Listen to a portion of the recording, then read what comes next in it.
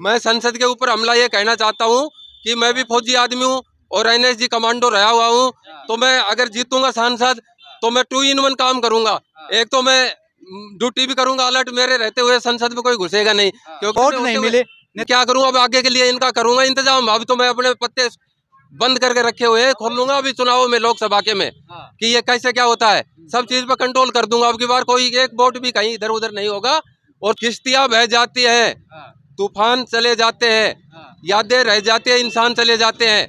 मैं ये कहता हूँ कि हमारी यादें है ना वो रह जाएंगी, हम तो चले जाएंगे पर अच्छे काम करके जाएंगे। मोदी साहब यहाँ क्या कर रहे हो? मैं आज इनको धन्यवाद देने आया हूँ, इन्होंने मेरे को वोट दिया है खूब जमकर ना, तो इनका शुक्रिया अदा करने के लिए आज भैरोड में इनसे सबसे इनका क्या को धन्यवाद दे रहा है? धन्यवाद। जो एमएलए में मैं खड़ा हुआ हूँ उनमें इन्होंने वोट दिया है, उनका धन्यवाद है। तो जीत वाला नेता तो धन्यवाद नहीं दे रहे, आप धन्यवाद तो दे मेरे को तो वोट दिया तो मैं तो धन्यवाद दूंगा ही। हाँ। तो जीतने वाला दे ना दे, मैं उनका कोई ठेकेदारी ले रखी है क्या?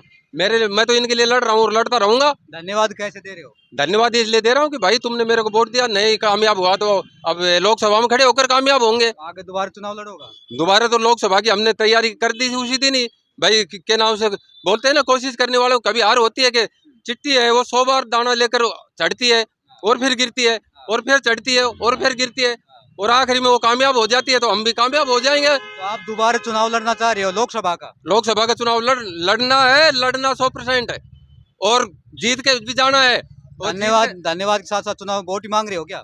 मैं तो वोट पूरे तिजारा रामगढ़ थाना गाजी ये सारे हम जगह सब जाएंगे और सबसे वोट मांगेंगे और इनका शुक्रिया अदा करेंगे कि भाई अभी सम्मान कर रहे हैं कि नहीं लोग बाग आपकी? मेरा इतना सम्मान करे कि जीतेगा भी नहीं कर रहा, वो मेरी इज्जत दे रहे हैं। वोट माड़ा दिया माड़ा पर मैं क्या करूं, वोट गया कहाँ गया, मैं क्या माड़ा करूं वाड़ा उसमें? नहीं डाल रखी आज तो। माड़ा मूड़ा तो ये सारी हरदम माड़ा पहराते रहते मेरे को, तो घर घर में माड़ा। मैं ये कह रहा हूँ कि मैं जीता नहीं हूँ, मैं बहुत भारी वोटों से जीता हूँ, पर करूँ क्या कि किस्मत खराब थी।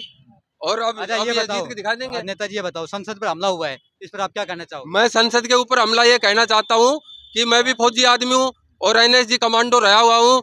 तो मैं अगर जीतूंगा सांसद तो मैं 2 in 1 काम करूंगा।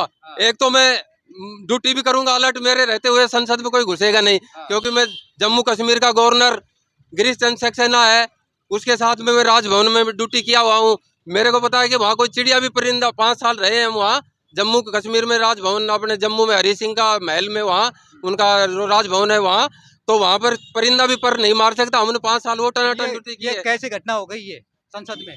ये तो कोई मतलब सोची समझी ये मतलब है, कह रहा हूँ उनको बेरोजगारों को धंधा दे देना चाहिए। धंधे ये किसी प्रकार का ना तो उग्रवाद रहेगा न कोई किसी के अटैक होगा, सबको धंधा दो, धंधे तो मारे गए। ये हमला क्यों किया उन्होंने? हमला तो उन्होंने एक गवर्नमेंट की आँख खोलने के लिए किया है कि भाई मतलब जगो नहीं तो और भी कुछ बड़ा हो जाएगा, तो ये जग जाएंगे तो भाई बच जाएंगे, नहीं तो सबके सब गोता खाएंगे। तो इसलिए मैं फौजी आदमी हूँ, लोकसभा में अगर पहुंचूंगा तो मैं एक संतरी की ड्यूटी भी करूंगा और सांसद की ड्यूटी करूंगा, तो वहाँ कोई परिंदा पर मार नहीं पाएगा। और अलवर जिले का सांसद ऐसा होगा जो कि अलवर का सांसद ऐसा होगा कि ये बताओ, चुनाव परिणाम के बाद में दुख तो हुआ होगा आपको मेरे को हारने कोई के बाद दुख में? नहीं है। जो आज मैं बोलता रहा हूँ, मन की हारी हार है और मन की जीती जीत। जिसका मन हारेगा तो फिर वो तो दुख होएगा, रोने भेटने से कोई फायदा थोड़ी है। नहीं, दुख हुआ कि नहीं आपको? मेरे को तो भाई दुख तो हारने वाला को थोड़ा बहुत होता है, पर मैं फौजी आदमी हूँ, दुख नहीं मानता हूँ, मैं संघर्ष करता हूँ। तो संघर्ष करने वाला की कभी हार नहीं होती है, संघर्ष किया है, करते रहेंगे लास्ट दम तक। इनके लिए बहरोड की जनता के लिए आवाज उठाता रहूंगा और बहुत ही इनका प्यार जो मेरे को मिला है उसका मैं सम्मान करता हूँ। अभी जो मुख्यमंत्री बने हैं भजन लाल, उसके बारे में क्या कहना चाहेंगे? मुख्यमंत्री बढ़िया आदमी है, ऐसी बात नहीं, नीचे का आदमी बनेगा तो कुछ जानेगा। बस जिस आदमी को उंगली नहीं कटी वो दर्द क्या जाने, वो नीचे से उठा। जो मुख्यमंत्री है ना मेरे वाला काम करके जा रहा है। मैं भी भाई पंच सरपंच डेलीगेट ये जीत कर और हार कर जा रहा हूँ, तो अब सांसद बनकर मैं भी क्या पता मिनिस्टर बनूंगा। हो सकता है मैं सेंटर का मिनिस्टर बनूं, क्योंकि मेरे मुद्दे जो नहर के मुद्दे हैं और फौजियों के मुद्दे हैं वो सेंटर के मुद्दे हैं। अभी आप चुनाव हार गए तो आपके जो मुद्दे हैं विकास कैसे करवाओगे फिर ये? मैं ये कह रहा हूँ कि अगर हम संघर्ष करेंगे, जनता मेरे साथ है, तो मुद्दे हम लेकर रहेंगे। हम नहर का पानी का मुद्दा उठा रखा है तो हम नहर लाकर रहेंगे। स्वागत तो अभी कर रहे हैं, मेरे को ये दिल से प्यार कर रही है बहरोड की जनता। भाई कर तो मैं सोच रहा हूँ कि ये हुआ तो क्या हुआ, लेकिन मैं वोट फाइट वोट में नहीं होते हुए- मिले। नेताजी नहीं हुए वोट तो मैं क्या करूँ, अब आगे के लिए इनका करूंगा इंतजाम। अभी तो मैं अपने पत्ते बंद करके रखे हुए हैं, खोल लूंगा अभी चुनाव में, लोकसभा के में, हाँ। कि ये कैसे क्या होता है, सब चीज पर कंट्रोल कर दूंगा। अब की बार कोई एक वोट भी कहीं इधर उधर नहीं होगा।